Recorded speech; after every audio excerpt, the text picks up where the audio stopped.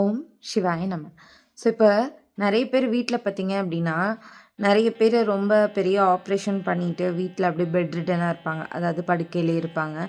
So அதுக்கப்புறம் என்னென்னா, சில பேருக்கு வந்து கோமாவில் இருப்பாங்க. இந்த மாதிரியான பிரச்சனைகள் இருக்கும்போது வீட்டில் இருக்கவங்களுக்கு ஒரு நிம்மதியே இல்லாத சூழ்நிலையாக இருக்கும். என்னடா இது வாழ்க்கை, இப்படி இருக்கே அப்படின்ற மாதிரி ரொம்ப மன சங்கடத்தில் இருப்பாங்க.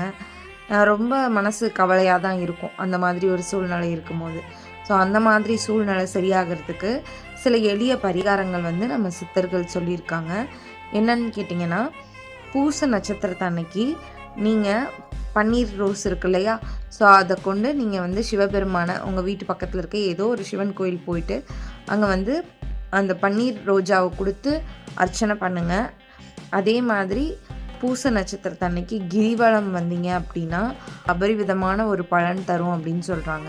உங்கள் கணவன் இல்லை மனைவி யாராவது அந்த மாதிரி ஒரு நிலையில் இருக்காங்க அப்படின்றப்போ, அதே மாதிரி பார்த்திங்கன்னா பூச நட்சத்திரத்து அன்னைக்கு உங்களால் முடிஞ்ச மஞ்சள், குங்குமம், இப்போ ப்ளவுஸ் பிட்டு இல்லை ஏதாவது உங்களால் ட்ரெஸ் வாங்கி கொடுக்க முடிஞ்சாலும் கூட நீங்கள் கொடுக்கலாம். ஓகேங்களா? ஸோ அந்த மாதிரிலாம் பண்ணும்போது இந்த பிரச்சனைகள்லேருந்து வெளியே வர்றதுக்கு அதிக வாய்ப்பு இருக்குது அப்படின்னு வந்து நம்ம சித்தர்கள் சொல்லியிருக்காங்க. ஸோ எதுவும் என்னுடையதல்ல, அனைத்தும் உன்னுடையதே. அருளால் அருளாச்சலா. ஓம் சிவாய நமக. நன்றி.